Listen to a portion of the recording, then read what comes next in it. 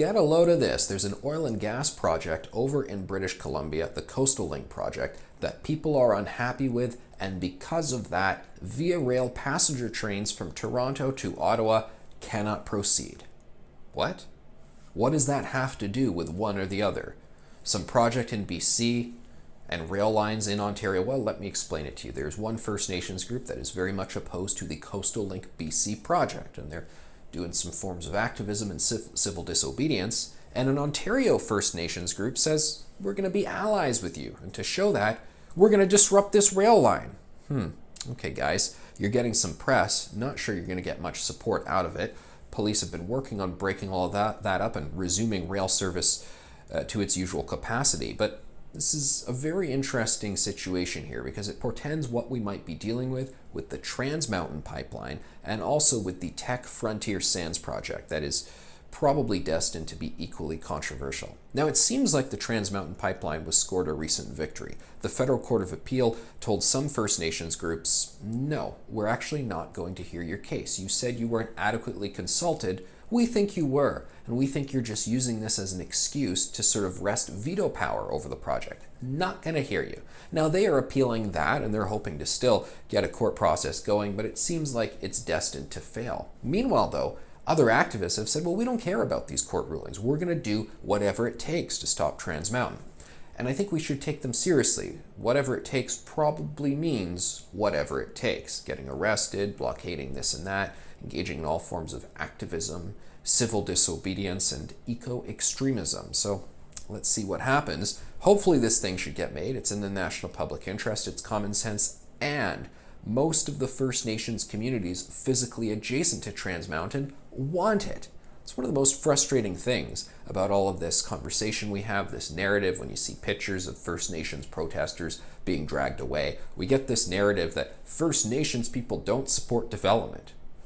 Yes, they do. There is an increasingly inspiring variety of stories out there and press releases and business endeavors that show First Nations people are becoming increasingly economic-minded with an entrepreneurial spirit, and there is so much good news and success going on there. All power to them. There is so much fantastic stuff happening. But there are a few groups out there that, for whatever reason, fit the narrative that people would like to present more, that they don't actually support this stuff. And those groups get goaded on, and they get disproportionate coverage, even though they are increasingly the odd man out. So they will use this to their advantage to deal with Trans Mountain and to deal with the Frontier Mine project coming up. There's an interesting little caveat to all of this, though. Do the people who are doing civil disobedience have the government and even the police, in some sense, on their side? When there comes time to say to these people, you just can't do this anymore, you can't stop a lawful project like this is illegal, will the authorities do what needs to be done? Because when I saw this Via Rail line blockade happening, it reminded me of a very similar thing happening in exactly the same part of Ontario by very similar activists. In fact, some of them are probably the very same individuals. Back in 2013, when there was a protest to a rail line, and one Ontario judge issued a court injunction to say, okay, remove the people from the rail line. They are stopping the national interest. They're stopping these companies that are shipping things along the rail line from being able to do their basic job. And you can't do that. It's obstruction. So there's a court injunction. He said, all right, get them off. The police went there and they said, okay, the sheriff went there with the injunction and actually said to the RCMP, okay, let's do this. And the RCMP said, yeah, we don't think today's the best day to do that. And then what happened was they sent the guy away and they said they would do it later.